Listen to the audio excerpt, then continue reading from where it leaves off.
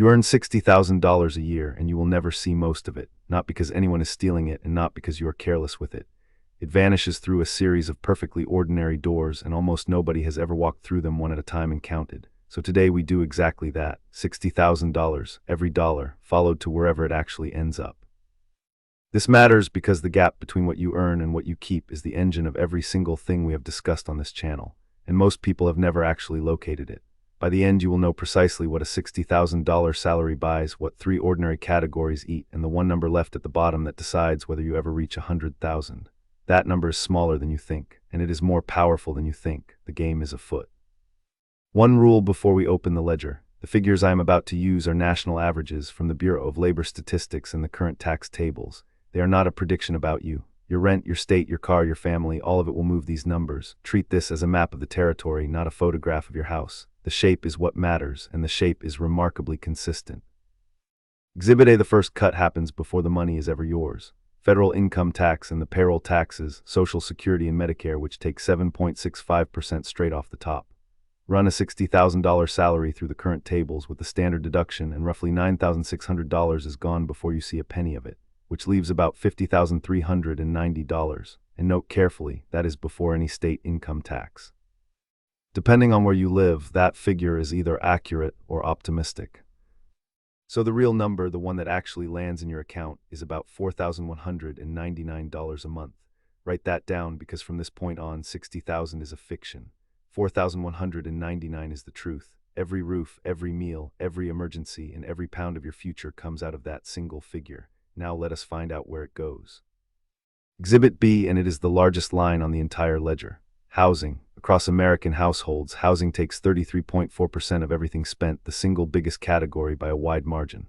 Apply that share to our take-home and you are looking at roughly $1,400 a month for the roof. Rent or mortgage, insurance, the utilities that come with it, 1/3 gone.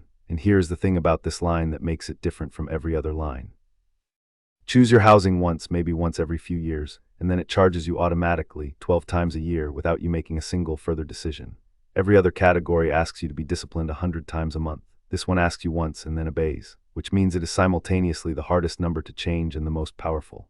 A person who gets this line $200 lower has done more for their finances than a person who agonizes over coffee for a decade. Mark that, we will come back to it. Exhibit C: transportation.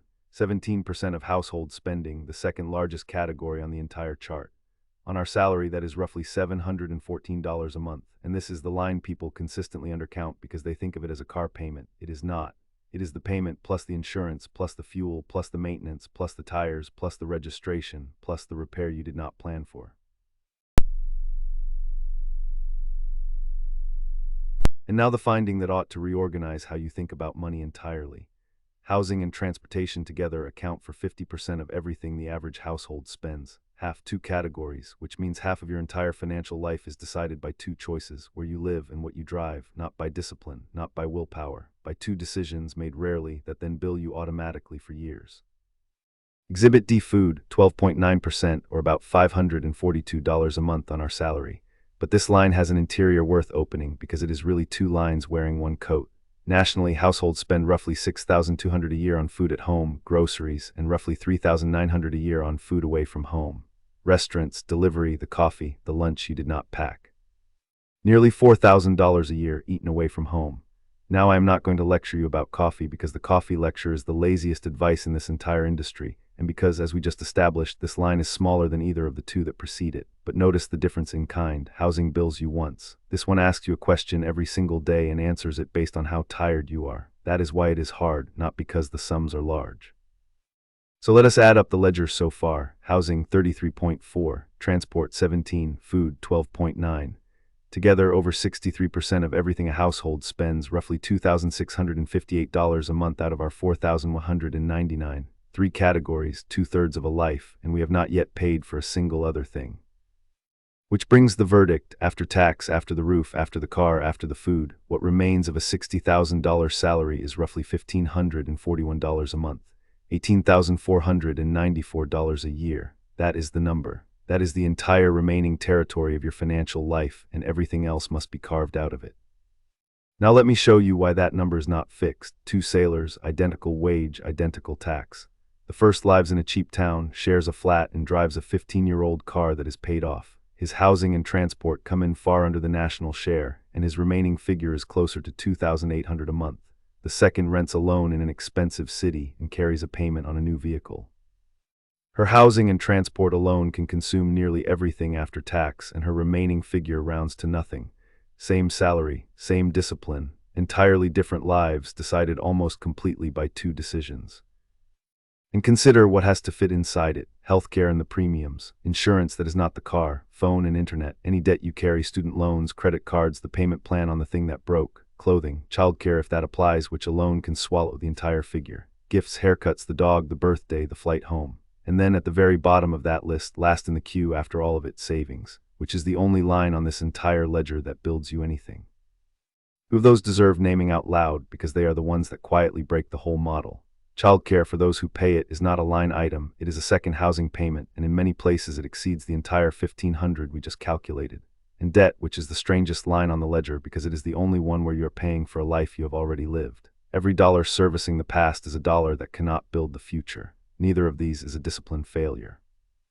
But if either is present, it is the thing to attack first, before anyone lectures you about groceries. And there, my dear viewer, is the actual crime scene, not the coffee, not the streaming subscriptions. The structural fact that in the ordinary arrangement, the one thing that builds your future is the last thing paid out of whatever survives the other 11. Nobody designed it that way deliberately. It is simply what happens when you spend first and save the remainder. The correction is unglamorous and almost violently effective. Move savings to the front of the queue. Automatic on payday, before the money has a chance to be spoken for. Now the honest caveat, and it matters more than it sounds. Every figure I have used is a national average across all households applied to one salary. Nobody is average. If you live somewhere cheap and drive an old paid-off car, your remaining figure could be double what I just gave you. If you rent in an expensive city, it could be nothing at all or less than nothing. The purpose of the audit was never to tell you your number. It was to show you which lines are worth auditing. So go and run this on your own accounts tonight. It takes 20 minutes. And when you do, work in order of size, not in order of guilt. Guilt sends people after the small, frequent, emotionally loud purchases. The arithmetic sends them after housing and transport, which together are half of everything. One conversation about where you live or one decision to keep a working car for 3 more years will outturn a year of small denials. And after those two, the lever with no ceiling at all is the one from our second case, raising what comes in at the top. So 3 lines and a decision this week. 1. Find your actual take-home, not your salary. 2. Total your last 3 months of housing, transport, and food and divide by 3. 3. Subtract. Whatever is left is your real number, the true size of your maneuvering room. And 4. Take a portion of it and automate it out of the account on payday before anything else touches it. Most people never complete step 1. Completing all 4 puts you ahead of nearly everyone. And if you run that audit and the number at the bottom is 0 or negative, I want to say this plainly because most channels skip it. That is not a verdict on your character. It is a measurement. It tells you something specific and useful, that your problem is not on the spending side of the ledger at all because you cannot cut your way below 0. It tells you the work is at the top line, the wage, the skill, the second income, or in one of the 2 large structural lines. Knowing which of those it is worth more than any amount of guilt, and you only learn it by counting. And here's the reframe I want to leave you with. Most people believe they have a spending problem. A smaller number believe they have an income problem. But look at what this audit actually revealed. $60,000, an entirely ordinary salary, is not consumed by recklessness. It is consumed by structure, by 2 large decisions and 1 long queue with savings at the back of it, which is genuinely good news, because a discipline problem requires you to become a different person. A structure problem just requires you to move things around. So run the audit and tell me in the comments what your real number turned out to be, bigger than you expected or smaller. I read them all. If this made the ledger clearer, subscribe and row with the crew. Next case, your freedom number, not 60,000, not 100,000, the specific figure that buys your freedom outright and how to calculate yours. Until then, keep your ledger honest and your cutlass sharp. The game is afoot. Deduce your way to treasure.